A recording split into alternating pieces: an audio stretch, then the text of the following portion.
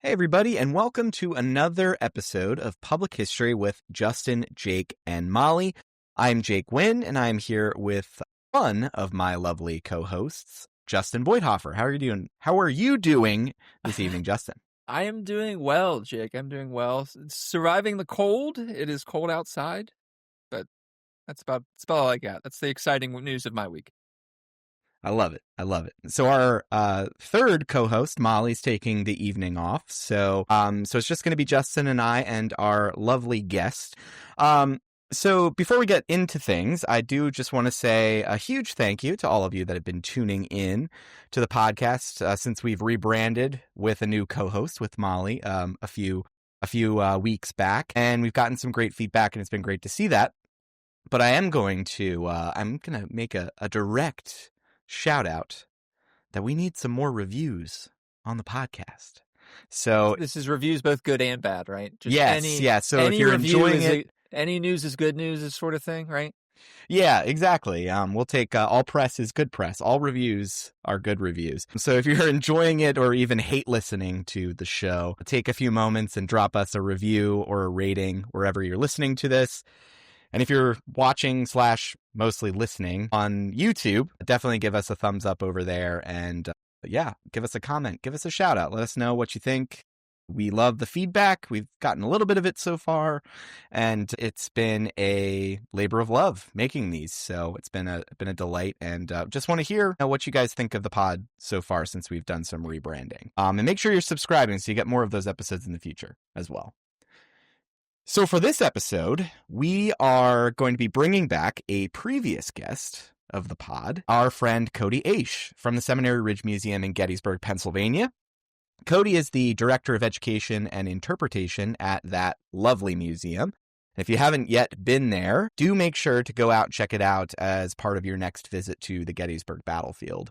And Codie is one of the finest historians out there, especially when it comes to the story of Gettysburg's Lutheran Seminary and Seminary Ridge during the Battle of Gettysburg and during the Civil War, and as about the Battle of Gettysburg generally. And those are among the topics that you'll see him discussing during programs that you can see at the Seminary Ridge Museum or in other partner events that he does and Seminary Ridge Museum does with the Gettysburg Foundation and Gettysburg National Military Park as well. And another of those topics that Codie knows a lot about and has posted on social media and done programs about are battlefield monuments. Now, debates about these battlefield monuments and Civil War monuments have really taken over American civic life over the last decade or so.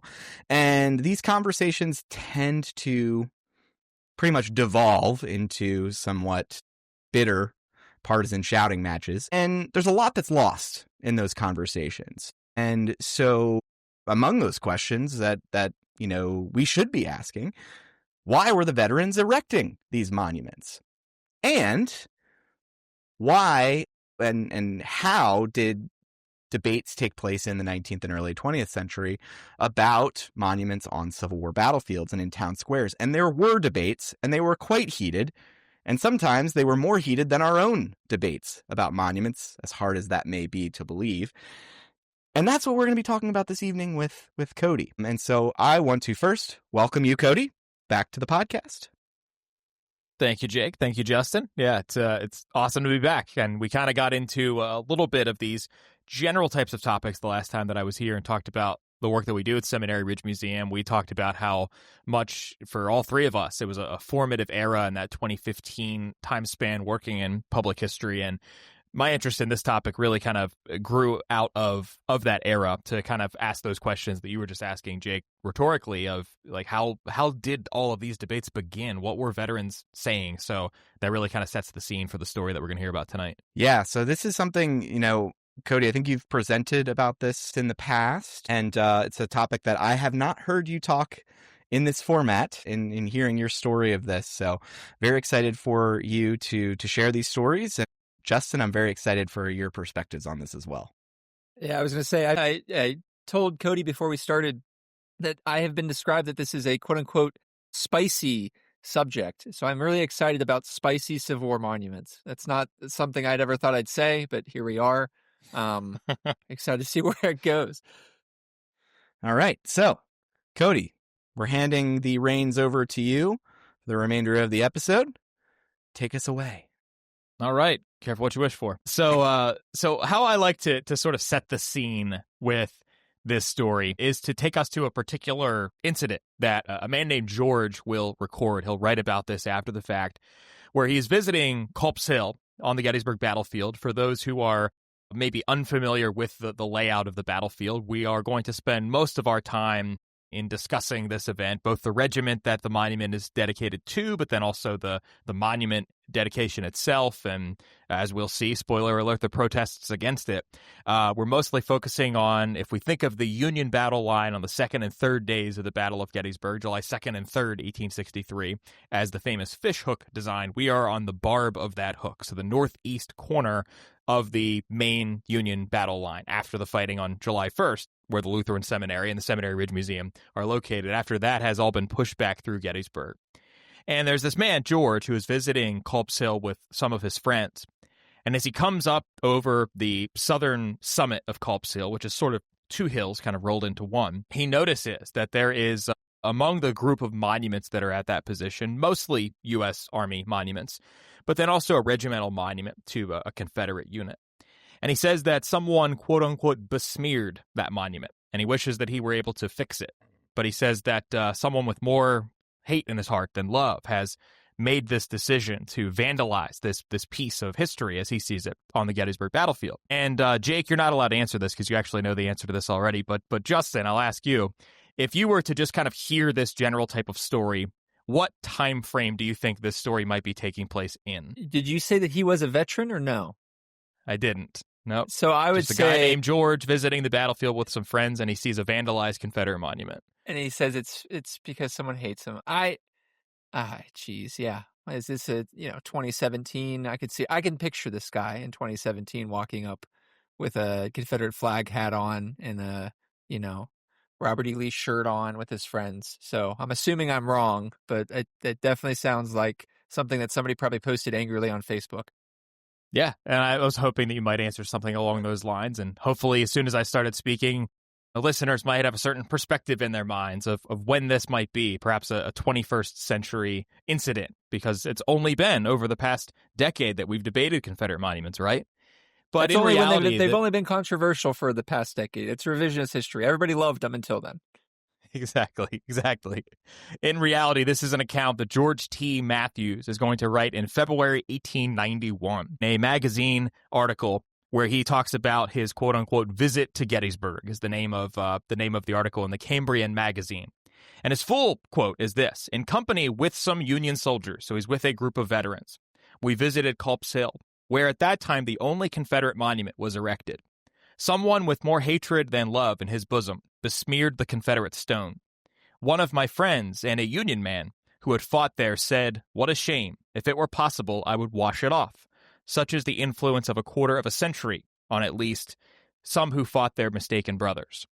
And so we can see that this is very much a product of its time, this idea that we can start to see there's a little bit of this sentimentalism among Union veterans over the martial valor of their former Confederate foes. That's how George Matthews perceives this. But I think that more often than not, that's sort of the singular version of the Civil War veteran who comes out of our popular consciousness when we visit Civil War battlefields. Even when we hear the term Civil War battlefield reunions, I think our minds immediately go to the blue-gray reunions of 1913 and 1938, men of both armies who are shaking hands over the stone wall, this very reconciliationist version of events. But what we often leave out of that understanding and that interpretation is the fact that, like we can see, this unidentified person who I think George Matthews sort of insinuates might have been a Union veteran himself has besmeared the monument. Now, he doesn't tell us exactly what this means. He doesn't tell us if it's painted on or what exactly the vandalism is. But if we were to search for Confederate monuments vandalized, the images that we'll see are all of these images of the past decade, especially 2015, 2017, 2020. But in reality, what I really kind of like to set the scene here with this anecdote is that this is all happening among the Civil War generation itself. And a major theme, a major through line is that for right, wrong, indifferent, no matter our perspectives today, the first people who opposed Confederate monuments were not just some 21st century figures, but rather the first people who opposed Civil War, who opposed Confederate monuments, were the people who opposed literal Confederates on battlefields. And that's what we'll see is really, if we kind of split this into three parts, as I oftentimes like to do, we're going to talk about the context, the consecration, and the controversy of this monument. The context is, who is the regiment? Who are these men? We'll talk just a brief bit about their military service to get a sense of why they felt that they should erect a monument at Gettysburg. The consecration, the origins of the monument itself, and of course its dedication, and then the controversy that surrounds it, which literally begins the moment that the monument goes up to and including its date. And we'll put a bookmark in that page because we'll come back to the date that these Confederate veterans choose to dedicate their monument. But the monument is going to be dedicated 1886, 23 years after the Battle of Gettysburg, and it's to the 1st Maryland Battalion, which is also known as the 2nd Maryland Infantry. And this becomes, even in and of itself, a point of controversy, is what name of the regiment will appear on the monument, because there are a lot of 1st Marylands throughout the course of the Civil War, both in the United States military and in the Confederate military, because Maryland is one of those border states, of course, just like Delaware, Missouri, Kentucky, that will contribute soldiers to both armies, and to Virginia. both belligerents of this war. And Virginia as well, yes. Don't forget the lovely West Virginians. Yep. We were West Virginia comes out of it. Yes. How could I forget to mention that, Justin? Sorry. Thank you. Yeah. You gotta be on your toes around me. There you go. Gotta get it in The somewhere. loyal Virginians. Exactly. The loyal Virginians. Western Virginia. Yeah. So, as another point of just context in terms of thinking about this monument going up 23 years after, and I'll give another thought experiment here for everyone before we actually dive into a chronology of the history here. So I always like, when I'm talking about events that are involving some period after the more famous event. So in this case, the Battle of Gettysburg is the famous event. 23 years after, in 1886, what would that mean in our own lives? So 23 years ago is 2002, is how I like to think about this. So in 2002, I'm going to give you some historical and pop culture references here to put ourselves in this frame of mind, how far separated we are from the Battle of Gettysburg. Lord of the Rings, The Two Towers came out that year. Harry Potter and the Chamber of Secrets, the first Tobey Maguire Spider-Man movie, Star Wars Attack of the Clones. If you're not a film of any of those major franchises, My Big Fat Greek Wedding came out that year. Games like Grand Theft Auto Vice City, classic for millennials. Medal of Honor Allied Assault, which was sort of the precursor of the console version, which was Medal of Honor Frontline. In sports, this was the year of the Salt Lake City Olympics. This was the year of the Tuck Rule game, the infamous Tuck Rule game with Tom Brady and the Patriots' first Super Bowl run. This was the year that American Idol and The Wire both premiered. This was the year of George W. Bush's Axis of Evil declaration, and it was a famous midterm election, the first time since FDR in 1934 that an incumbent president's party gained seats in both houses of Congress. For those who have lived through 2002, that's 23 years ago. That's the same amount of time, if you remember any of those particular incidents or pieces of popular culture, that's the same span of time that has passed in our own real time as would have passed from the Battle of Gettysburg to the erection of the first Confederate monument on the Gettysburg battlefield. Not that long ago in the grand scheme of things. And I think very important for our understanding is that these veterans who we're talking about, who are erecting this monument, who are opposing this monument, who are in any way involved in this, they're not that old. They're not these aged veterans that we'll see in those 1913 and 1938 I was going to say, images. doing the math, right? They're in their mid to late 40s, Mid to late 40s. Yeah, exactly. Yep. So they're not very old, and I think that we oftentimes can overlook that, and especially because in some of their language, and I don't think I have many examples of this tonight, but sometimes in the 1880s, 1890s reunions, a lot of veterans will give us this sense that they're at the twilight of their lives. Is a line that we oftentimes use, and I think the way that we could more interpret that is, obviously, lifespans are not as longer. Expected lifespans are much shorter than we have today. But also for a lot of these men, depending on what state they're from, they are realizing that this may be their last opportunity to actually be back on these battlefields, and in this case at Gettysburg. So just an important couple of pieces, I think, of context for timing there. If I could add one more thing, just as something that's kind of going through my head, as you kind of made reference to a lot of pop culture when you go back to 2002, and where I was immediately thinking, and I've just been thinking a lot recently about the War on Terror, and just thinking about the veterans of Afghanistan and Iraq and how far we are distantly from 2002, 2003, whether we were sending troops to Afghanistan and then invading Iraq after the axis of evil speech and that rhetoric. So that's really what I'm thinking about, is just like some of those veterans that I know personally that were there at the beginning of those conflicts, and understanding that they're pretty much representative of the age of some of these Civil War veterans after their experience at Gettysburg. Oh, that's a great way to think about it. Yeah, for some reason I didn't think to go there in my references, but that's an even more apt way. We have an episode coming near you about the detachment of the American public from. Anyway, yeah, won't spoil the episode. We'll have you back on for that one. Sounds good. All right, so now I've given enough of context, background, introduction there, just as a means of us kind of conceptualizing some of these things. Who is the 1st Maryland Battalion? Well, it starts as a 1-year regiment, this odd conundrum that Maryland finds itself in, where typically when you enlist for Confederate service during the course of the Civil War, it's for the duration of the war, as opposed to federal enlistments, which can sometimes be a 3-month or a 9-month emergency militia tenure, or a 9-month emergency state unit. But typically is a 3-year enlistment, of course, in most units that are federalized. But in the Confederacy, typically, you are enlisting for the duration of the war. As long as there's a war, your service is going to exist.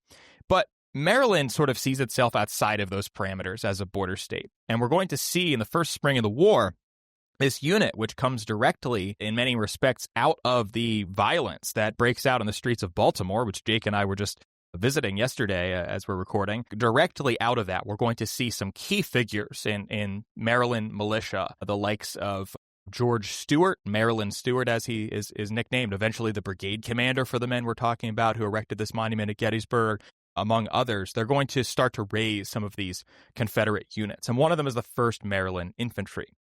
Now, this unit is going to serve throughout the course of 1861-62. Its first commander had been killed at the Battle of First Bull Run, or First Manassas.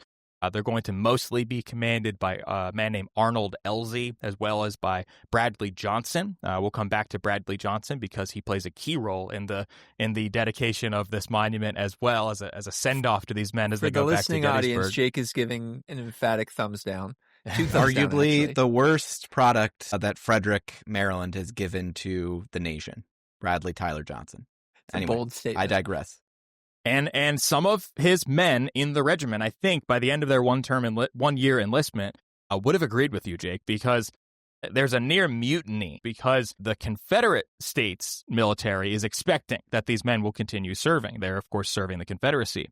But these men have signed up for only a 1-year enlistment through the state of Maryland. And is this so sorry to interrupt, is this the reverse of the movie Gettysburg? Like, they signed up to serve for the 3rd Maine only or whatever it is. It's just the Confederate version of it? It's a great example. Yep, it's a great way we could look at that. Absolutely. Yep. And Bradley Johnson basically lambasts these men. There's this speech that he gives whenever he realizes that a lot of them are going to choose to not re-enlist. And he basically tells them, "I've never seen a more cowardly set of soldiers than you," or something to that effect. Much to his delight, I'm sure, many of these men ultimately do give in and they do re-enlist. And in many respects, it's because a lot of them are going to have to face this reality that if their term of service is done, now they have to go back to a state that is largely a loyal state as Confederate veterans for however long this war might take. And so a lot of these men will re-enlist, but it's going to force the state of Maryland, which has a whole set of units that are commonly called the Maryland Line. And they're going to be chronicled by a man named William Goldsborough, who I'll quote from here in a bit. He's a veteran who served in the 1st Maryland Battalion. But basically, they're going to re-identify themselves as not the 1st Maryland Infantry any longer, but take on this moniker of the 1st Maryland Battalion, which has changed to 2nd Maryland Infantry a little bit after Gettysburg, because there are all these 1st Marylands on both the U.S. and on the Confederate side. So it gets a little confusing when we're talking about Maryland's numerical designations. Speaking of numbers, a great way we can think about these men and maybe why they fight for the Confederacy is we have this great resource, of course, that the slave census map of 1860 and 61. It's based on the slave census, or based on the census, I should say, of 1860, and it's published in 1861. And it shows us all of the slaveholding states, Confederate and border states. And when we look at the counties from which these men serve, we're looking at disproportionately higher percentages of enslaved populations as compared to even the rest of the Confederacy. So a couple of numbers for you here. These men come from the following counties predominantly. It's mostly Anne Arundel County, which is 39% enslaved. And several of them are Virginians as well. They come over from Virginia, and especially Orange County, Virginia, which has a enslaved population of 58%. Maryland as a whole is 13% enslaved. All slaveholding states together are 32% enslaved. And all Confederate states as a whole are 39% enslaved. Maryland Confederate units, the 1st Maryland Battalion among them, come from populations that are 44% enslaved. So on average, the average Maryland Confederate soldier comes from a county that has a 5% higher enslaved population than most Confederate states. It's a lot of numbers. I know when people aren't looking at numbers, it might be hard to think about those numbers in that way.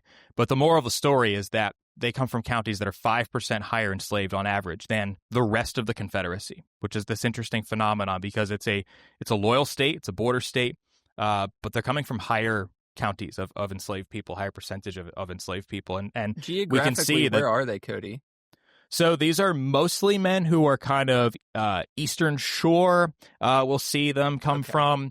And then you do see a higher percentage just based on population from around Baltimore and around Frederick.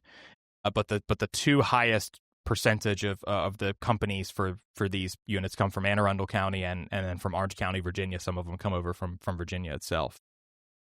Now, when they become the 1st Maryland Battalion, this unit will serve throughout the remainder of the war until 1865. As far as I can tell, just a couple of interesting things about them. Not a heavy presence even when they're in the Shenandoah Valley through the winter of 62 to 63. It's really not until the Gettysburg campaign that they're going to see much of any action around Winchester as far as the 1st Maryland Battalion. It's the weeks just before the Battle of Gettysburg where they're seeing significant action. And they don't have a St. Andrew's Cross Confederate battle flag until after Gettysburg. So even up until Gettysburg, they're carrying the Maryland state flag, and it looks like possibly a first national Confederate flag. So just when we think about, the accoutrements of this unit, kind of interesting phenomenons there. I'm not going to go into much detail about what they do during the Gettysburg campaign, but I'll just quote a couple of lines from William Goldsborough because he gives us a great accounting as a veteran of this unit who writes rather well about this service in 1869, so soon after the war. He talks about how they're in this sort of interesting conundrum as Marylanders, as people who are largely familiar with the ground over which they're trekking throughout the Gettysburg campaign and why this region of south central Pennsylvania is important to them, not only when they're fighting here, but when they decide to go back a couple of decades later and make their mark on the battlefield with a monument. He says that during the advance into Pennsylvania, the battalion felt a wide range of emotions, from the joy which baffled description upon reaching the Maryland shore to the sorrow when the men passed through the town of Sharpsburg and halted upon the famous battlefield of Antietam.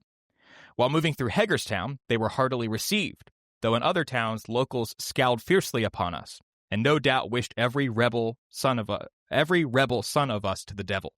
So he talks about this wide range of emotions that they're feeling from the people of Maryland. And of course, this is a famous instance in the 1862 Maryland campaign, especially where Robert E. Lee thinks he's going to gin up all of this Confederate support, and he just doesn't get it. And this is sort of how Goldsborough is explaining a year later in 1863 the emotions of people. As they pass into Pennsylvania, they go through Chambersburg. They're going down the Cumberland Valley, the northern extent of the Shenandoah Valley. And they're on their way toward Carlisle, so just south of the state capital at Harrisburg, on what Goldsborough calls a long and tedious march amid an excessively warm set of days, but remained stimulated with the hope of soon having in our possession the capital of the great Keystone State and proud to know we were invading the enemy's country. But as Robert E. Lee starts to pull his army back toward the area between Cashtown and Chambersburg, they'll backtrack. They'll come back into that general area as Lee's army is concentrating. The 1st Maryland Battalion assumed it was returning to Virginia without a fight, says Goldsborough, but soon came to the conclusion the army was about to move on Baltimore and Washington. So everywhere he assumes they're going, he's wrong. He says, though, that I was familiar with the surrounding region in my youth. I had more than once traveled almost every road in York, Adams, and Franklin counties, and was therefore familiar with them all. So it's this strange sort of homecoming. We often think of Pennsylvania units, of course, as fighting in their home territory whenever they come toward Gettysburg in the course of late June 1863. But here these Confederate Marylanders are kind of feeling the exact same way. They're not going to arrive on the battlefield as part of Richard Ewell's Corps, as part of Edward Johnson's division. For those familiar with the layout of the Gettysburg battlefield, those units are not there in time to actually fight on July 1st. But they do cross over the first day's battlefield, coming into town from the west and crossing over McPherson and Seminary Ridges and then right through Gettysburg. And Goldsboro talks about passing by a field hospital filled with our wounded and ambulances well freighted with torn and bleeding men. He goes on to say that the men encountered several thousand federal prisoners and the unmistakable testimony of a stubbornly contested battle as the ground was covered with the dead, blue and gray side by side. The slaughter of the federal troops was appalling. They literally lay in heaps. Now that night, Goldsboro is going to encounter the editor of the Gettysburg Compiler, a man named Henry Stall, who was a Copperhead, who was opposed to the war, a Northern Democrat, and an ardent white supremacist by 19th century or 21st century standards. Makes no bones about it in the pages of the Gettysburg Compiler, and actually gets arrested and is imprisoned at Fort McHenry because of this incident, in part that there are locals who see him talking with members of the 1st Maryland Battalion because they're old friends. But then also there are these reports that Henry Stall will alert several Confederate troops as to the whereabouts of hidden federal soldiers in the town of Gettysburg. He's basically conspiring with the enemy. And this will get him arrested and eventually imprisoned until late July. Now, on July 2nd, the attack against Culp's Hill is going to commence that night. And between July 2nd and 3rd, we're going to see this really rather long, vivid description from Goldsboro and many others. I'll save us from the entirety of it, but he talks about wading through Rock Creek at this waist-deep water, going up the slopes when it's completely dark outside. They get within 50 yards of the Union line. They take the Union entrenchments that have been dug in on the slopes of Culp's Hill. And he says that by the following morning, when dawn approaches, we're going to see that those Union entrenchments that are now occupied by Confederate forces now suddenly have a lot more Union forces right in front of them. Union troops have reoccupied the hill in even greater numbers, and it's made this a Herculean task to be able to take the remainder of Culp's Hill. And Goldsboro explains the more famous action of the 1st Maryland Battalion by saying that the whole hillside seemed enveloped in a blaze, trees riddled, balls could be heard to strike the breastworks like hailstones upon rooftops. The fire was returned as best we could, but it was almost certain death to expose any vital part of the body. He estimates that men are firing 80 to 90 rounds each during the course of this longest sustained action of the entire Civil War up until that point. Would only be surpassed by the fighting at the Muleshoe salient at Spotsylvania Courthouse about 10 months later in the fight of the Bloody Angle. He's given an order to advance toward a position now called Pardee Field, and he says that I considered it murder and therefore would take my men in under protest. But they do make this attack, and they will fail in doing so, and they're going to be pushed back toward their initial position, basically limping and crawling back across this field. But this is going to be a place that is forever emblazoned upon the memories of the men of the 1st Maryland Battalion. These two locations, one, the breastworks that they took the night of July 2nd, wresting them from Union forces, and two, the furthest point of advance that they make during this attack on July 3rd. And that's going to really kind of set the scene for why these men, though they would continue throughout the remainder of the Civil War with rather distinguished service, they would fight until the surrender at Appomattox. But as we get into the post-war years, we're going to see that these veterans are forever drawn back to this location on Culp's Hill as the main place where they would like to erect their monument. So we're going to put a pin in that piece of the story. Now, I want to take a step over to think about what's happening in Gettysburg in terms of monumentation by the time we get to 1886. In the immediate aftermath of the battle, we're going to see the Gettysburg Battlefield Memorial Association, which is a precursor to organizations like, let's say, the Gettysburg Foundation, or ultimately it will be what is turned over to the War Department in the creation of Gettysburg National Military Park, ultimately turned over to the Department of the Interior. But it all starts in the mere months immediately after the battle with the foundation of the Gettysburg Battlefield Memorial Association. The GBMA, as it's oftentimes called, started by local attorney David McConaughey. And initially, the plan for the GBMA is to preserve the natural pieces of the battlefield. There's a lot of aspects that sound like they're planning for a park, like a literal park, not just a military park when we read about their plans. But they're also very concerned with preserving things like breastworks, with encouraging people to go see places like Culp's Hill, which are just pockmarked with all of these bullet holes in trees and lead that can still be seen in the vegetation. And they want to preserve all of those aspects. And so they're going to start by preserving Cemetery Hill, Culp's Hill, Wolf Hill, sort of the end of the Union fishhook. But it's not until 1865, so the year that the war ends, that we'll see the first effort at erecting any monument at all on the battlefield. And that's going to be Soldiers' National Monument, the cornerstone of which is placed in the middle of Soldiers' National Cemetery on July 4th, the first Independence Day after the war in 1865. The first regimental monument is placed not too far from there, within a stone's throw, by members of the 1st Minnesota Infantry, a famous unit that fought on Seminary Ridge, a little further to the south of that. And when 1st Minnesota proposes that it wants a monument on the battlefield, it's accepted, but kind of reluctantly. And the GBMA essentially says, won't it look strange if only one regiment places a monument on the battlefield? Surely no others will follow.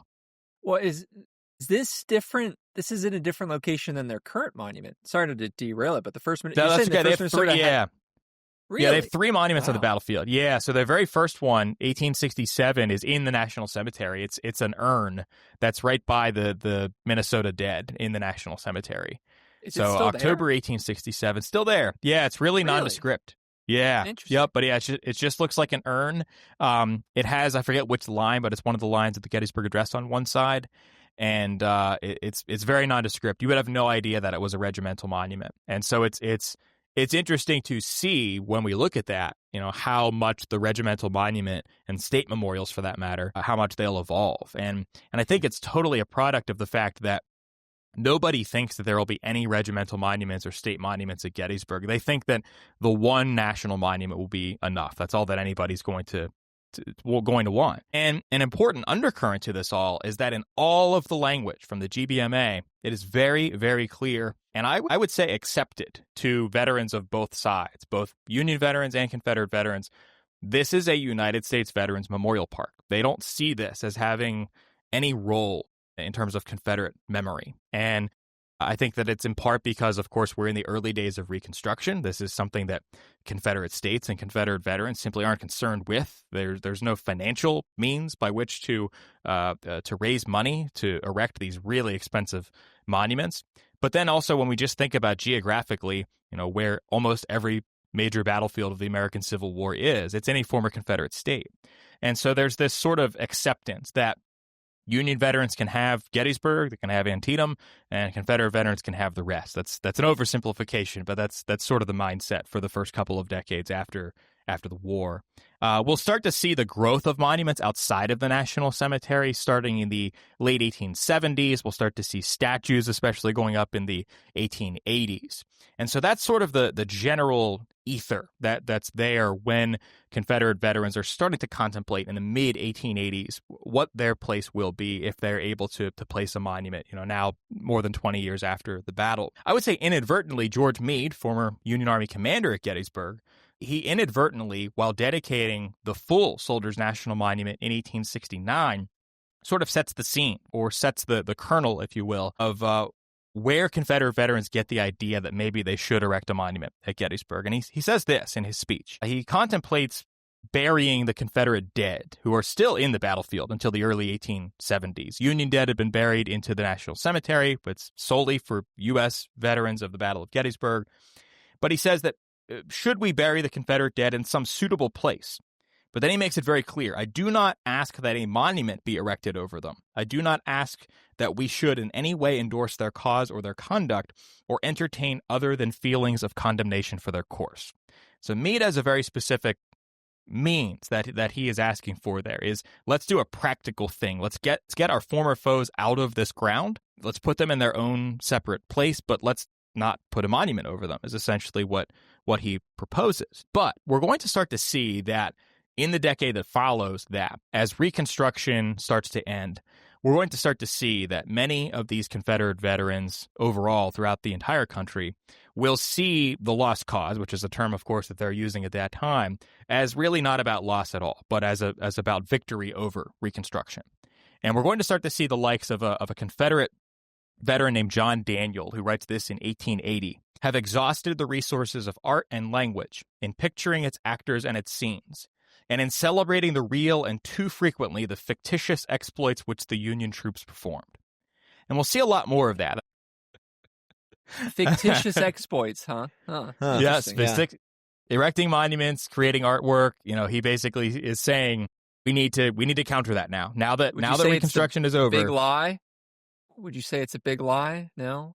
It is a big lie is what he's saying, exactly. So it's in that general sort of context that we're going to start to see in the 1880s, in 1885 especially, is when the wheels really start turning for Confederate veterans to try, just to see, test the waters.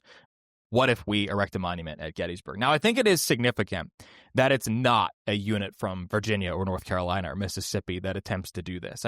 I don't know. I can't find anything in the historical record that suggests that this is strategic, that other states are colluding or anything like that to say, hey, Marylanders, you guys go try to do this. But I think that from their perspective, it must have been fortuitous, because I don't know if a deep southern state would have been able to pull this off. Nobody's going to be able to erect a statue to Robert E. Lee this early on, anything like that. It's sort of the safest option, if you will, is if you want to see a Confederate monument at Gettysburg, go ask the guys who were from just down the road from the border state and see maybe what they can do. So here's what we do know. There's a lot that we do know and a lot that we don't know. Here's what we do know, is that on August 11th, 1885, there's a letter that is read to the Gettysburg Battlefield Memorial Association. This comes from the organization's minutes, requesting permission to erect a memorial to the 2nd Maryland Confederate Regiment. So the GBMA will form a committee to ascertain whether the Confederates should be allowed to erect a monument to their position on this field, subject to the rules of the association in regard to the historical accuracy and inscription. A committee is then formed and asked to visit the field before locating the site of the monument. So they're buying themselves some time, and I think this is probably strategic on their side as well. They've never had to ponder this yet. What do we do if Confederate veterans want to put a monument on the field? So they buy themselves some time by saying, well, we have to assess where you want to put it and what you want the text to say. That'll buy us a little bit of time. This feels so contemporary. It's like the really bureaucracy of this. It feels absolutely. It feels so, 21st century. Something. And they never drag changed. this out over the course of a year. And it's just both sides waiting on an email back, basically. I'm curious what the precedent is at the time just for battlefield monuments, right? Like, I'm racking my brain of, is this a new thing in the United States? I don't know of a lot of Revolutionary War battlefield monuments out there, right? Like, I couldn't even tell you if there was a unit marker for a single Revolutionary War unit. So, like, what's the precedent for this? I guess, like you said, the first Minnesota puts the urn, but around the Civil War time even, has there been a whole lot of precedent for what a monument looks like, what's supposed to go into it, anything like that? Not really. You see the big battle monuments, or you see the big monuments to individuals. That's pretty much what you see. So, you can look at the Bunker Hill Monument, dedicated 50 years after Bunker Hill in 1825. Daniel Webster gives the oration. That is the speech that many people look at as being sort of the blueprint for Lincoln and the Gettysburg Address. And even when the Soldiers National Cemetery is being planned, William Saunders, the landscape architect, he's designing the cemetery with a future monument in mind. So this idea of a large central monument, especially in a cemetery, at a prominent point on a battlefield, in a town square, all of those things certainly are in consideration. But you're absolutely right, Justin. The concept of a regimental monument is fairly new, and we'll see this by this point. There are several on the battlefield. Starting in 1877 or 79 is when we see the first one at Gettysburg. The exact date escapes me, but the 2nd Massachusetts Infantry. And what we'll really see is this 25th, 30th anniversary, this 1888 to 1893 period. That's when the vast majority of regimental monuments go up. But it's a brand new thing pretty much across the American landscape on this scale, certainly. But it's a great consideration. It's interesting, yeah. So the dimensions of the monument that they're considering, it's sizable, but it's sort of in line with regimental monuments when we picture them today. It's 9 feet 6 inches tall, with a 5 foot 4 inch square base to stand at the site of the furthest advance overlooking Pardee Field. So that becomes a major contention point here. They want this monument to be at the point of their furthest advance. Now, brief delving into the weeds here. For those who have been to Gettysburg and been to Antietam, I use these two as two great examples where we can see polar opposites of how the organizing bodies on those battlefields decided to interpret these places entirely differently. At Antietam, you do see a lot of regiments have their monuments at the point of their furthest advance. And so it can be very difficult and disorienting to understand where battle lines were, because you see that there are certainly at the north edge of the cornfield several units that have their monuments at the place of their beginning of their advance. That's their line of battle going into the fight on September 17th, 1862. But then you go on the West Woods Trail, and when you get to the edge of those woods, on the opposite side of those woods, you'll start to see I forget what unit it is, but the lion marker that's over there, the monument. That's the point of the furthest advance. And you'll see this throughout the course of the entire Antietam battlefield. You'll see that there are some that are at places where units started their advance, some at the point of their furthest advance. At Gettysburg, because of the sheer volume of monuments that it becomes evident will be there, the Battlefield Memorial Association says we need to establish some conformity here. And they're going to develop what they call the line of battle rule. And so this is the first way that they're going to oppose Confederate monuments being on the battlefield, is they're going to do it through semantics. They're going to do it through bureaucracy, as you mentioned, Jake. It's that the Battlefield Memorial Association did not own the locations where the Confederate Army started its lines of advance. So they That's say incredible. You can't put your monument on the battlefield because that's physically inaccessible. We don't own that. And by wanting to put it at the point of your furthest advance, well, that's something that not even Union units can do. You have to put it at the point where you started your advance. So that's how they buy themselves a little bit of time with that first argument. So that's in August of 1885. So now the following spring, April 1886. Who makes up the committee, Cody? Is it? So the committee by this point is John Vanderslice. Wow, what a name. Here, let's see. Hold on, I may have it here. John Vanderslice. I think Edward McPherson is on it. I'm pretty sure, still at this point. So John Vanderslice, John P. Nicholson, and John Batchelder. So for those familiar with the story of the Gettysburg Battlefield, some pretty big names there. Yeah. John Batchelder, the biggest among them, he is the first government historian of the battle, and most of the text that you see on the War Department markers that dot the battlefield is John Batchelder's text. John Vanderslice is a veteran of the battle, so that's the three-man committee. So it's not a national committee. It's fully centered around Gettysburg.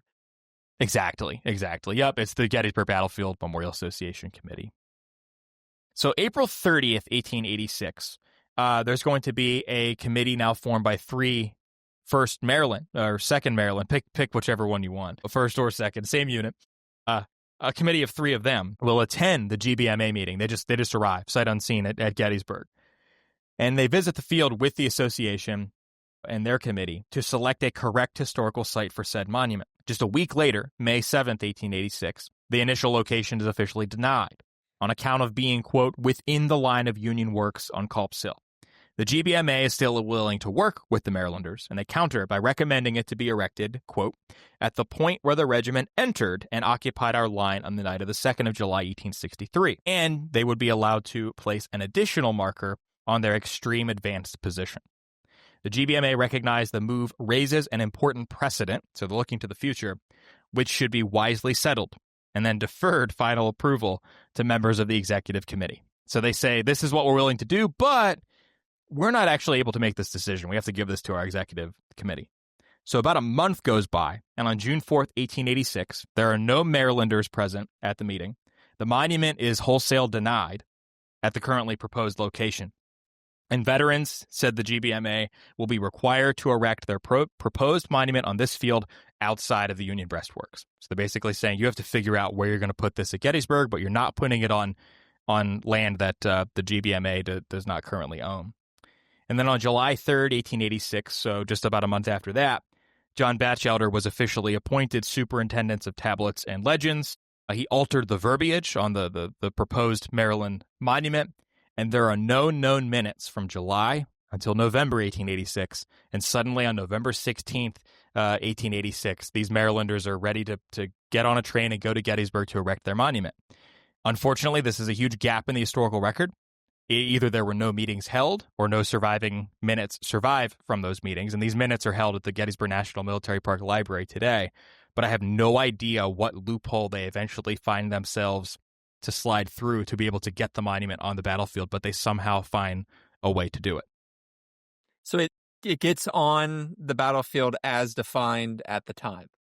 As defined at the time. Yep. So it's within the Union breastworks. If you drive along Slocum Avenue today, everyone, if you're visiting Gettysburg, and you kind of go over, as I mentioned, Culp still kind of has a southern hump before you get to the actual summit of the hill itself. As you're going around Slocum Avenue and the ground is starting to even out and you're kind of curving to your left on your right-hand side at that curve, that's where the monument is located. And it's surrounded by Union monuments. You're right within the U.S. line there from the night of July 2nd. And then you go a little bit further whenever the road straightens out and you kind of come to an intersection right before you get to the John Geary statue. And at that intersection right there is an advance marker. And at that advance marker is where they wanted their initial monument to go, but they sort of have this compromise. Put it at the breastwork, and then you can have an advance marker to show the point of your furthest advance. So can I put my tinfoil hat on? Is there a conspiracy here as to why those minutes don't exist? It seems like a really strange time to not have minutes for a major decision that's being made. Yep. And I think especially considering that in the record they say this raises an important precedent which should be wisely settled. Now I think we don't know how it was settled. I was saying, we don't know exactly. Yeah. No one was in the room where it happened. Yeah. So I think my guess is what happened literally is that they found a piece of private property that they could purchase.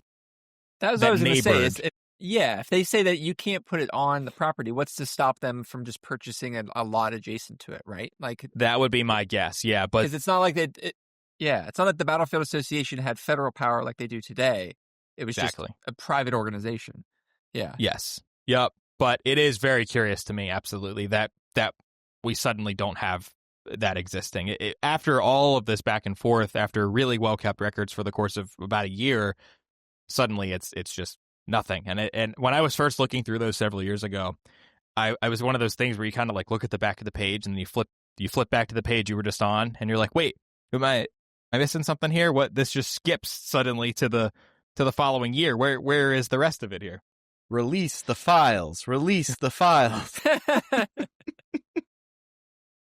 Let's get our signs out. I can imagine somewhere like the federal government finds it and says, we will release the important files. And they say, hey, it's the lost minutes from the Gettysburg Monument Association. And the only like person that is happy in this entire country is Codie Eash.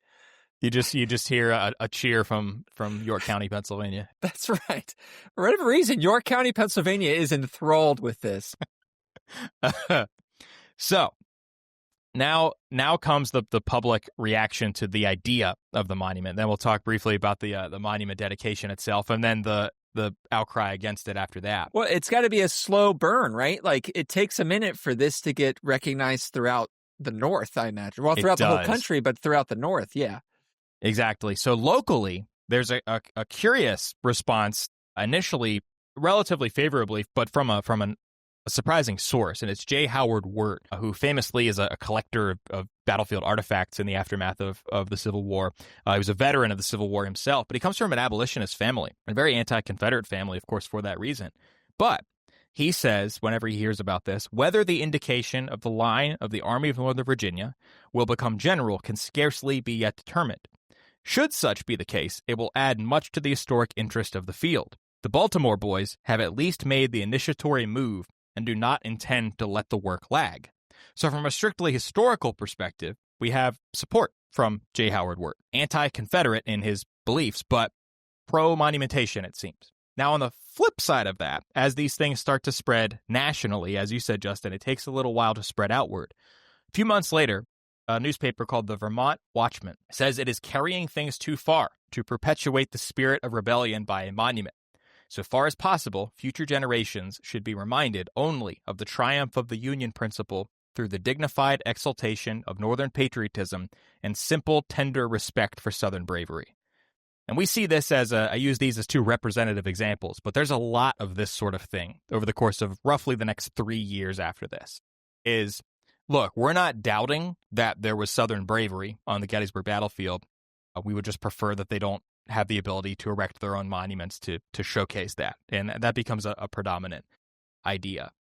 But we'll put a pin in that because the protest, the outcry against this really does subside for, I would say, about the next 3 years. It's really from 1886 when the monument goes up until 1889. Then suddenly there's going to be an explosion of opposition to it.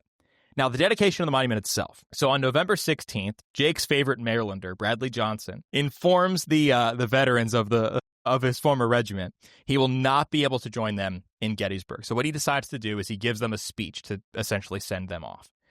These are a couple of the things that he says. We are often asked why we should persist in maintaining Confederate societies and why every year we make public demonstrations of our respect for the lost cause. He says, I've been asked, why not let the dead Confederacy rest in peace? My answer is, the cause of the Confederate States was the cause of civil liberty under constitutional forms on this continent. And he goes on to talk about constitutional liberty. He says that cause will never be a lost cause. For as long as free men all over the world love liberty, they will struggle for it, and they will respect those who dared at great cost to stand in defense of it against overwhelming odds and irresistible force. He moves on to talk about how he has been treated in the aftermath of the war.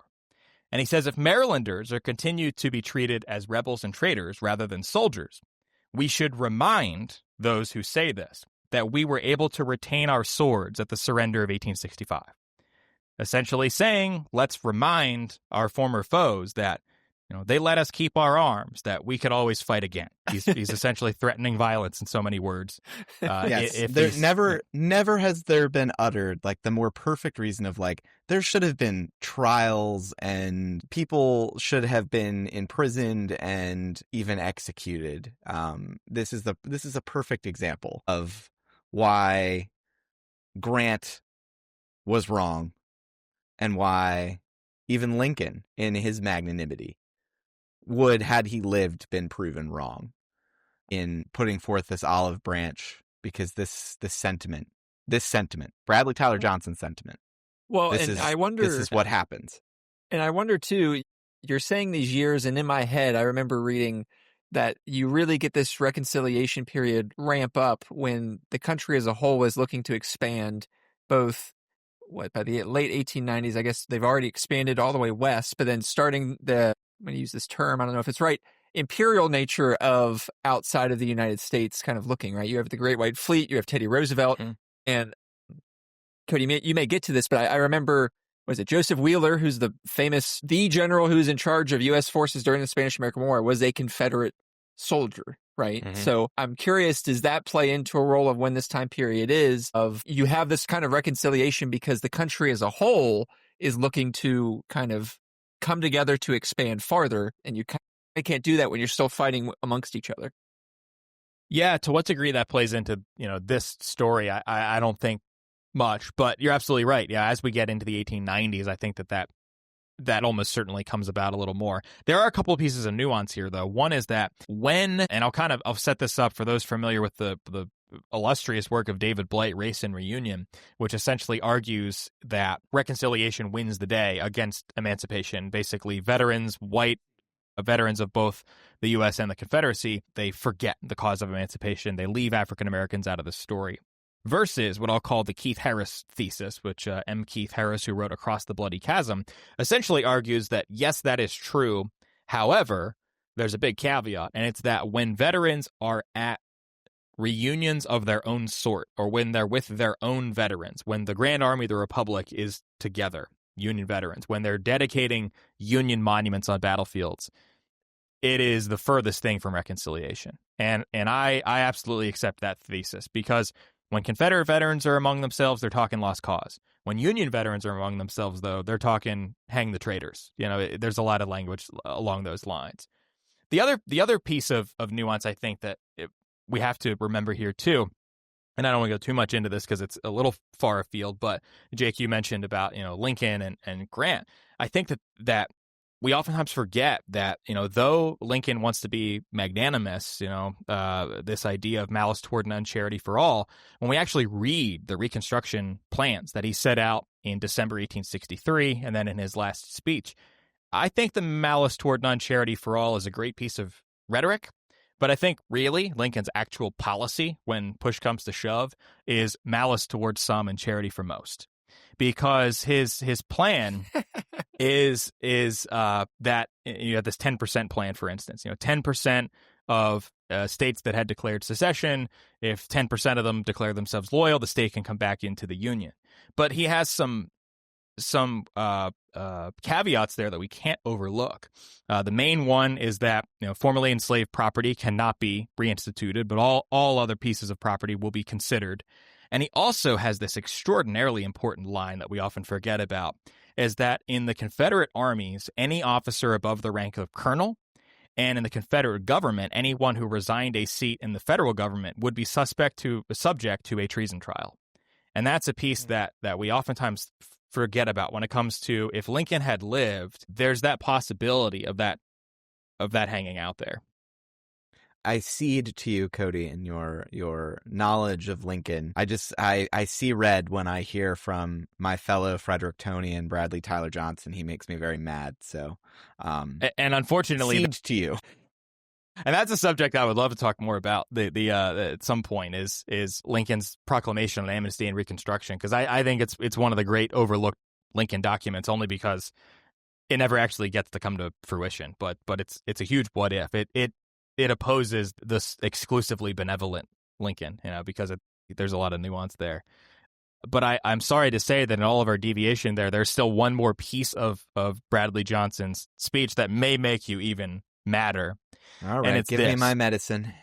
This is his send-off. He says to these veterans, we, meaning Southerners and former Confederates, we can show, and he's talking about going to Gettysburg, is the context for this. He says, we can show there that we have power, and power always compels respect. And I hope, therefore, that our demonstration at Gettysburg will be impressive in its size and earnestness. And his speech, for the most part, is all about justifying secession and reclaiming the former Confederacy, essentially. And so here is a great example of most of the men who were standing in that audience who are going back to Gettysburg, who fought there. We can see that they're excited to go back and visit a battlefield, see the town, see the battlefield, erect a monument to the place where they fought. But for this powerful former Confederate here, this man who formerly commanded the first iteration of this regiment, it's all about power to him, or the impression of power. We can show that we have power by putting this monument there. He says very little about the actual battlefield itself and about the value of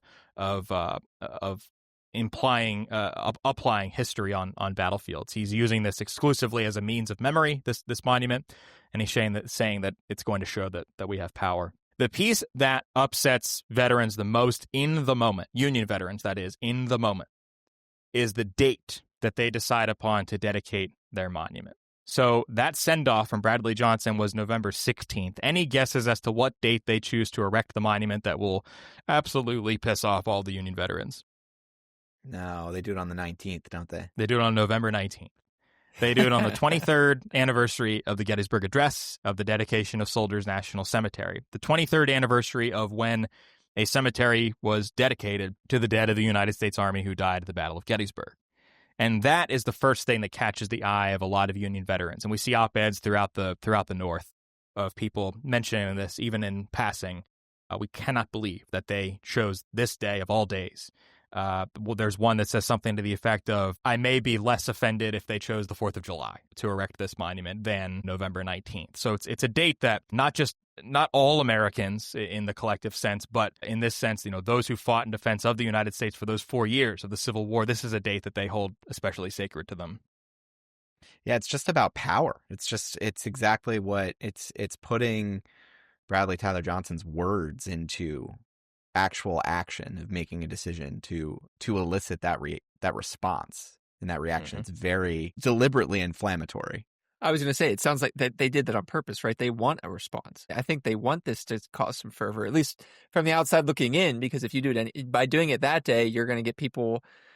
Yeah, you're just going to get people riled up. It's a Facebook post. It's like a Facebook post on that day saying, hey, I know what I'm going to do when I hit this button. It's going to cause a whole can of worms, and I'm here for it, is basically what they're saying. And I think that those who defend it, who want to give the impression, or the illusion, I should say, they're not being inflammatory. They'll say this is an act of reconciliation. it's to show that we too appreciate that day is sort of how it's explained away by a lot of these veterans. We're doubly consecrating it, essentially. But of course, we can see clearly what they're doing. And I think, like you said, Jake, we need look no further than Johnson's words as these men are setting off with it. We can show that power compels respect. It's all about that. The dedication itself on November 19th, 1886, it'll have 2,000 attendees there. 1,000 will participate in a procession which goes down through the south of Gettysburg and up the slope of Culp's Hill. It's very similar to a lot of monument dedications that we'll see throughout the course of that roughly 25th to about the 40th or so anniversary of the battle. Those years in the late 1880s through early 1900s, first couple of years of the 1900s, we'll see very similar things like this. We'll see the regimental flags are at the front. We'll see regimental bands and militia units and women's aid organizations are all there. Veterans of both armies, which this is something that is, in that aspect, very new in Gettysburg. This is the first time we've seen a large number of Confederates, of course, on the field for the dedication of a monument. The dedicatory speakers are going to include George Stewart, who was the brigade commander, Maryland Stewart, as he is nicknamed. Members of the GBMA are there, who had protested against this monument, at least to some degree in the year or so before this.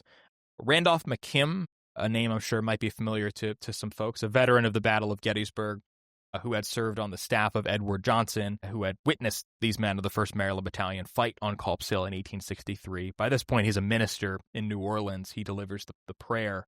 And then it's going to be, the keynote speaker is George Thomas, but not that George Thomas, not the Rock of Chickamauga, but rather a veteran of the 1st Maryland Battalion, George Thomas, who delivers a keynote. I like to think that there's some Union veteran in Gettysburg that came out and saw George Thomas was going to give this speech, and he gets there and he's like, this is a ripoff! This is an interesting little side note, too, I just thought of, is that the flag, one of the newspaper accounts, I think it's the Baltimore Sun, it mentions that the flag is flying at half staff because the day earlier, former President Chester Arthur had died. So interesting just to think of the timetable of when they're doing this, but he had died on November 18th, 1886. Just to give you a taste of George Thomas's address, it's compared to Bradley Johnson's, it's not inflammatory really at all. It is mostly about the site itself. He talks about taking a glance at this splendid panorama of hill and plain, of mountainside and vale, of fertile field and busy mart of trade, and he talks about how it would be unimaginable to consider that just a couple of decades ago, this was the scene of armed contest between men of the same blood and lineage, having the same pride and the same traditions, like hopes and aspirations. So it's in this vein that we'll see throughout the entirety of this era, starting with Confederate veterans, absorbing some Union veterans, though certainly not to the same degree or numbers, of thinking about what we did on this battlefield as soldiers, regardless of side. We all have the same American lineage, and now we're at these beautiful pastoral sites that were once the site of the carnage that we waged upon one another. That's the general theme of his speech. He talks about the history being made in the moment, the fact that they are the first Confederates who are placing a monument on this field. And then he talks about just the importance. I was just like, one small step for man, that's sort of how it giant feels, leap for the lost cause. That's how it feels. Gettysburg is the only battlefield, says Thomas, whose distinctive features are to be preserved by enduring monuments that will tell to future ages and to coming generations the story that was writ in their father's blood. So Justin kind of goes to that point you were talking about earlier. How novel is this concept? Rather novel, it would seem, based on the feelings of these people. Fascinating too, because if you think about it, other battlefields throughout the South. I worked at Fredericksburg at Spotsylvania for a while, and we had majority. They were either small, like little markers and little Confederate monuments that were here and there, and there was only really, and this is we're not worked there for a while, but in my head I can think of a handful, like maybe a dozen Union monuments. And the reason I always thought was, hey, you're not going to put a monument. You're going to put a monument, one, in a place you're going to be able to visit, and then two, a place that you're not going to put it somewhere that you lost, right? So it's funny to me that they even said that, where they're looking to Gettysburg as, yes, we want to place a monument here and remember this, even though that is the scene of their famous defeat, or however you want to talk about it, right? Yeah, in the military sense, it is the site of their greatest defeat. But I think that the undercurrent here we can see is that they want the message to be that we have not been defeated. that yes, we lost this battle, but yeah. there's still, the war is still happening, and that's a piece of it. And at least for the people who are organizing this, the people who are funding it, who are speaking at it, to the average former private of this regiment who just went back to his farm, he's probably, not thinking this yet. At least I would say he's probably thinking, I'm just here because I fought here 23 years ago, and this is kind of cool that I'm now part of, my unit is now marked by this memorial here. But we sort of see at the end of Johnson, the Freudian slip, we see at the end of Thomas's address here, he kind of returns to the spirit of Johnson, is the message that he wants to leave these men with. And he says, he reminds them that the Confederacy was God's will. Do my Martin Sheen, Robert E. Lee, though. God's will. Comrades, we go to our homes when our ceremonies are over, conscious of having performed a most sacred duty. In the time to come, some one of us may stand under the shadow of this monument to tell of the labor and work of dear companions gone, to those who know of our days of sacrifice and devotion only as matters of old tradition, and the reply may rise to the lips, and yet you failed. So here goes to your point, Justin. And you shall say, not so, not so. Failure is in duty left undone. Obeying the call of sacred obligation, we did our part as best we might, trusting for our justification to the God that ruled our herd and our cause in hand. To him and to his will we have bowed. And so it is not a lost cause or a lost narrative here. It is one of declaring victory despite a loss. I hate that George Thomas was speaking to me 100 how many years ago. Literally, you teed that up well. Yeah, it also sounds a little bit like God made me do it in terms of secession. Like, well, we were just following his will. Yes. Yeah. His will was to secede. We overran the fact, Cody. That was an incredible limited fake Martin Sheen as Robert E. Lee. Like, that was really, really good. Well, thank you. I think that's a compliment. The Martin Sheen piece is a compliment. So, John Krauth, then, who is the representative of the GBMA, will accept the monument on behalf of the organization and said that the association would deem it a privilege and a duty to guard the monument to the gallantry and courage of the men of whom it was a memorial. But immediately, on December 13th, so not quite a month later, we're going to see the first big pushback locally from a Gettysburg town leader, and it's David Bueller, who had been Gettysburg's postmaster during the battle. His wife, Fanny Bueller, a name maybe more familiar than his, she was a nurse at the courthouse hospital in Gettysburg and wrote a great account that she published in the aftermath of the war. But he writes a letter to John Batchelder, and he still holds a lot of sway in the community, does David Bueller, former newspaper editor in Gettysburg. He says, during the dedication, it was amazing to hear the most preposterous and absurd claims. The Marylanders were simply trying to magnify as something grand and heroic their contribution to the battle. The aim of the Maryland Regiment, Confederate, in the erection of their monument was not so much to mark their position as to glorify their achievements on this field. This induced me to call a halt on the proposition to open up the field to the erection of Confederate monuments. So no more Confederate monuments is what he proposes. The historical delineation of the field is one thing. The erection of monuments in honor of what was done here is quite another thing. I hope someday the association will have funds to acquire the rebel lines and to historically mark them. But I am clearly of the conviction that we should keep under our own control the whole matter of dedication. Otherwise, we do violence to the basis of the association and will get into trouble. So he finds a middle road where he says, do not let Confederate veterans erect their own monuments, but rather acquire the funding, get the Confederate lines of battle, and then we, as the Gettysburg Battlefield Memorial Association, we can erect markers, not memorials, not anything that is idealizing the Confederacy. We can erect those memorials or those markers. Where is Batchelder with his tablets at this point? Are they already out? Or are they? They're not. So this is the kernel of the idea, I think. I think it comes directly out of this. So those won't come up until the 1890s, 1895, 96. Batchelder, though, will take this to heart, because we're still a few years away from the Battlefield Memorial Association selling to the War Department. But Batchelder, in his papers, his collected papers that are published in the 1990s, he elicits a lot of responses from veterans. He basically asks, like, everybody from former privates all the way up through corps commanders are getting this question of, what do you think we should do about this? And there are basically three camps that will ultimately come about. One of them is allow Confederates to put any monuments on the field that they want. It's a very small group of Union veterans. On the other end of that spectrum, equally small but rather vocal, are the people who say no Confederate monuments of any sort, don't recognize that they were here. And then in the middle, we start to see that the group that ultimately does win out is this sort of nuanced group, which is basically don't allow Confederate veterans to erect monuments, but erect something that shows their positions so that when people visit the battlefield, they can have an understanding of where the lines were, but don't allow Confederate veterans any role in telling that story. And that is going to be the basis for the eventual War Department tablets that come about in the 1890s. But in the middle of all of this, there's going to be a group of Pittsburgh veterans who will call for the demolition of this Confederate monument. And this comes about because of the fact that in 1889, September 11th and 12th, 1889, is what we call Pennsylvania Day. So it's a 2-day festival. I've done a lot of work on this, and I think that my work on that was probably where this whole concept of the first Confederate monument came from.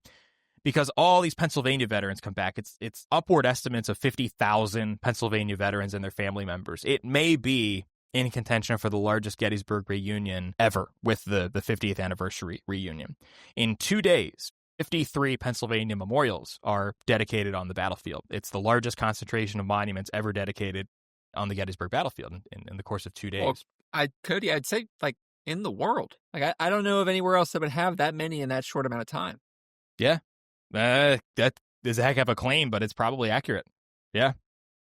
Yeah. In a 48-hour span, 53 monuments erected. So, yeah, or dedicated at least. Yeah.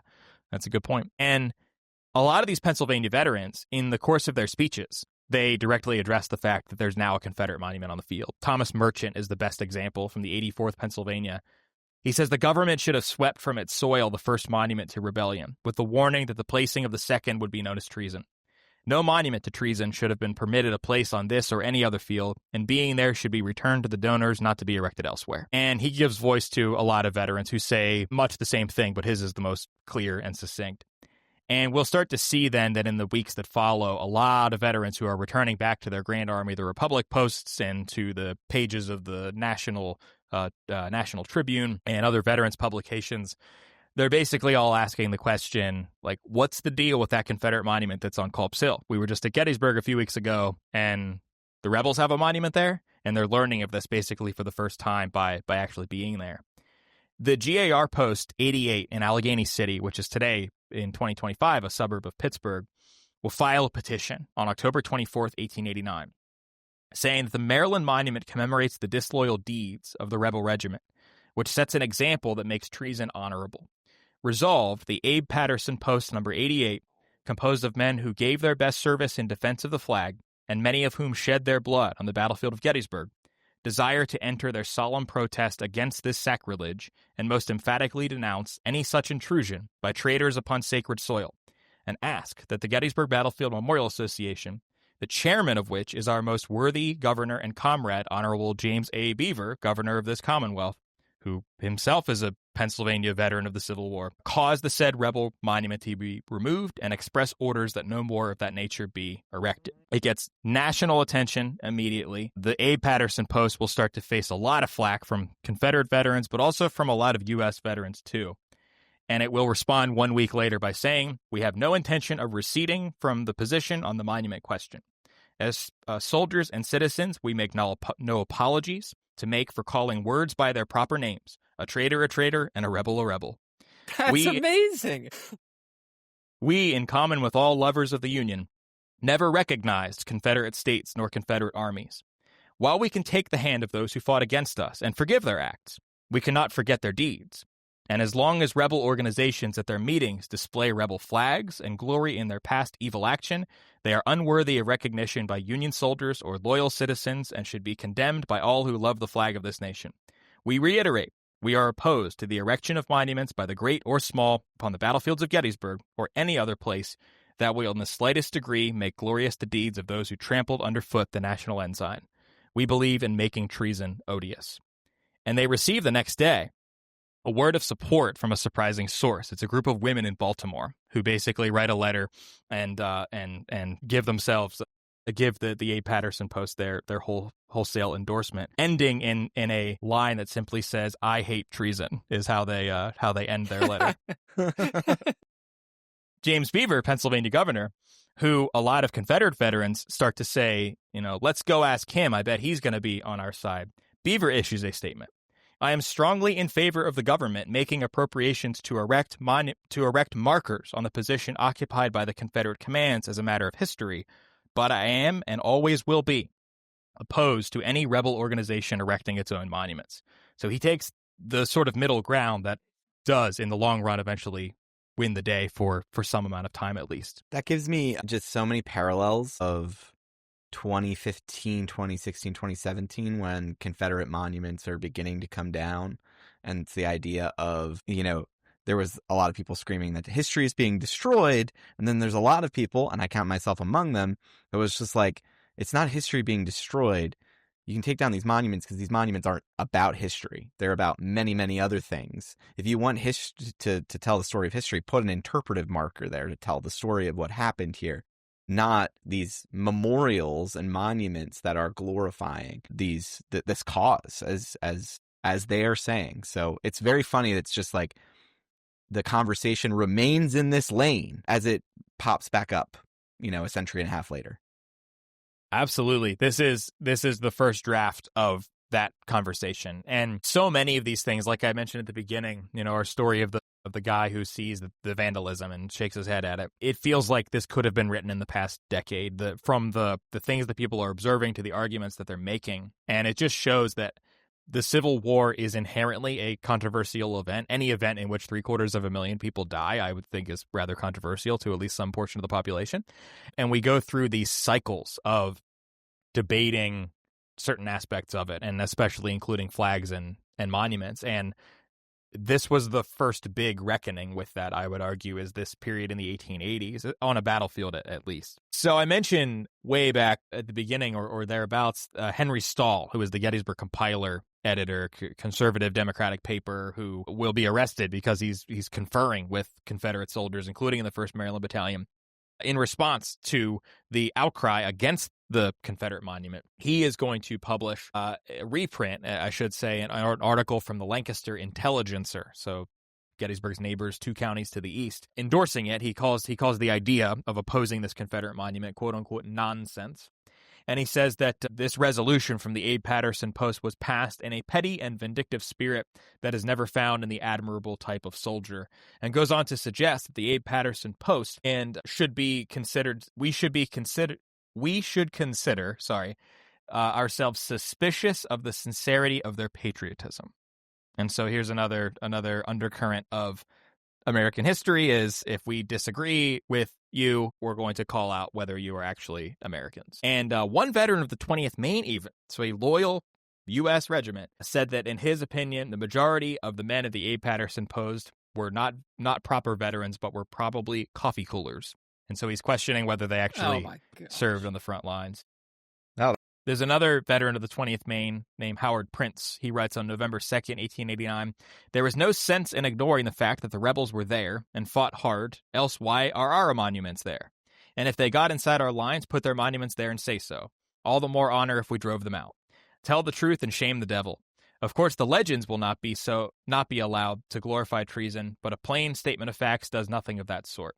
All this mawkish sentimentality is the worst rot, and I believe that 9/10 of the men who fought at Gettysburg want to see Confederate positions marked at their most advanced lines." That gives you a sense of the extreme that some Union veterans, but I would say a very limited number of them, write to John Batchelder, and they say, a few of them say things along these lines.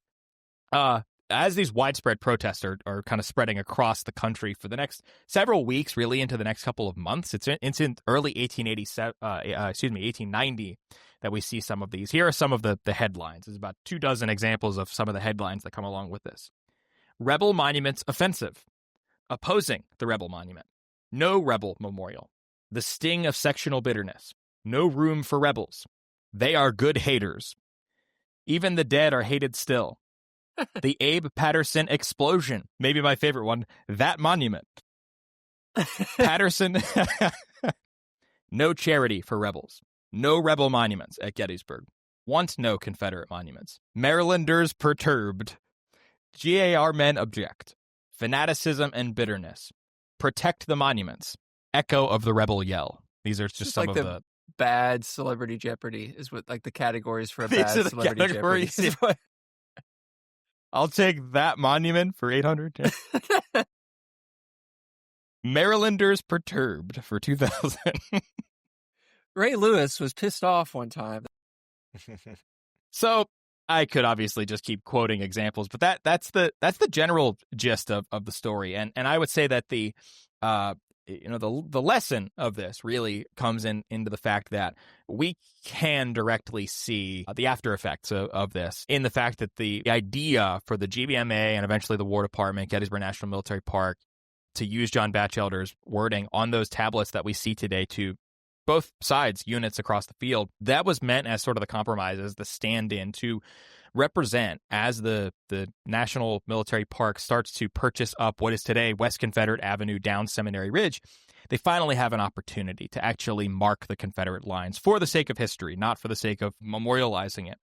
And I'll kind of end my piece properly, I suppose, by just giving a couple of numbers here that will cause us maybe to consider how long did that compromise actually work. There are 21 Confederate regimental and state monuments and memorials at Gettysburg. Not just the markers, dozens of those among the 1,300 monuments, markers, and memorials total on the field, but 21 actual Confederate regimental and state markers. But 2/3 of those have been dedicated after veterans have no longer been around. 7 were erected in Confederates' presence or by Confederates themselves, starting in 1886 and going into 1933, I believe is the last time that there's a Confederate veteran present at one. 6 of those alone are erected in the 1960s, so nearly another 1/3 of them during the Civil War centennial, some would argue, but also, of course, in the midst of the Civil Rights Revolution.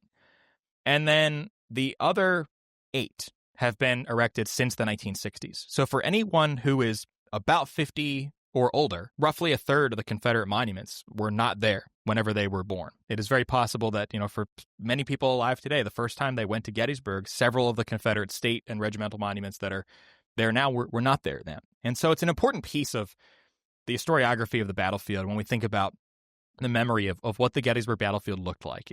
This is an incredibly important piece of this argument for veterans of both sides, is how they wanted to be remembered on the actual battlefield space. And for a very, very long time, it was clear to both sides, and then especially to one side, and then once those sides died off to no sides, that Confederate memory was meant to have a very specific place, and it was to be objectively treated through the course of markers and what we would today call waysides, but not through monumentation. But that slowly starts to fade out as we get through the 1880s into the early part of the 1900s. And I think that there's a line from George Thomas that has always stuck with me when I think about this from his dedication address. He talks about, "It is my duty and my pleasure to turn over this memorial of the deeds of the sons of Maryland whose cause was lost in the clash of arms." So we can kind of summarize a couple of big pieces in this. One is the lost cause right there. "You will guard it well." So he's talking about transitioning over to the people of Gettysburg, "not as a tribute to the cause that's dead, but as an added page to the great record you have in charge. A record that belongs to no section and to no time." So this is the "we were all Americans" argument. "The joint heritage of the North and of the South, and of right to be transmitted in all its fullness to the ages yet to come." And that "to the ages yet to come" line has really always stuck with me, because we see some version of that in many, if not most, monument dedication speeches, where we can see ourselves in it, where we can see that regardless of which side is dedicating the monument, what state is dedicating the monument, there's always that impression of looking forward to the future. And that's where we can all really kind of look into those words and look at those monuments and look at those avenues that allow us to access those monuments and the trails that allow us to walk up to them. And it allows us to see ourselves in that, the ages yet to come, and how we are still in many ways fighting these battles and having these debates because of these unfinished conversations among the wartime generation itself.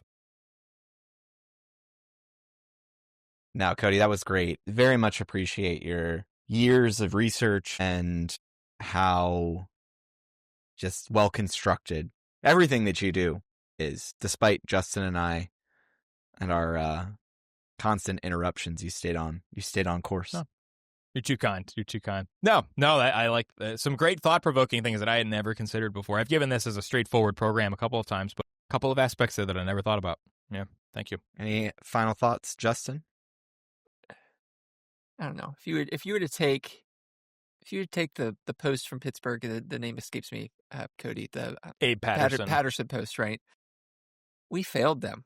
That's what I like feel is what they told us and what they said that they stood on has been failed. Like that America has not followed through on what the America that they would have liked to see. That they specifically, now I'm not speaking for all of them, but like you said, a traitor is a traitor. Let's not confuse it. And I feel like a lot of times we are confused when we discuss that.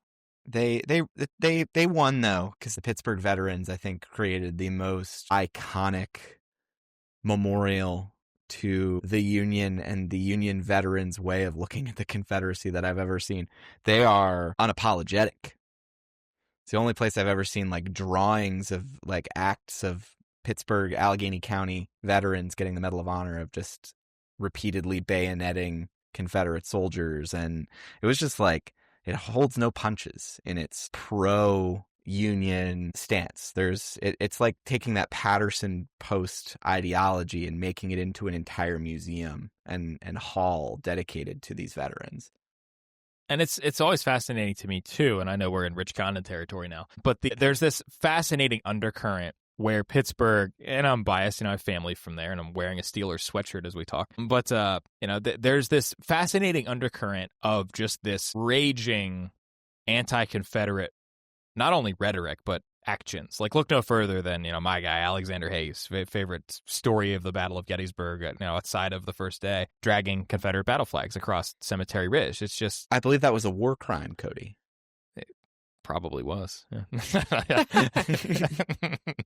Yeah, no, it's like that physical manifestation you see in 1863, and then you see what the Abe Patterson Post says, and then you see what's at the Soldiers and Sailors Memorial Hall, and many other examples like it. And I'm sure, it's not exclusive to there, of course, and maybe it's because I've spent more time looking at those veterans and what they left behind than any others, but it does seem more than any city that I've looked at like there is this undercurrent of pushing that anti-rebellion feeling to the utmost. It's just really interesting to see that it carries forward for decades and generations to come.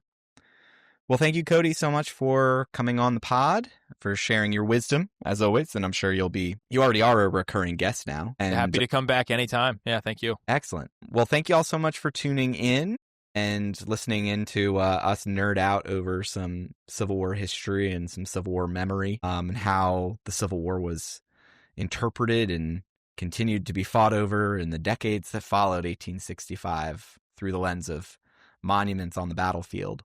If you do enjoy these episodes, please, again, going back to the beginning, if you're still here, please leave us a review and please subscribe to the podcast as well.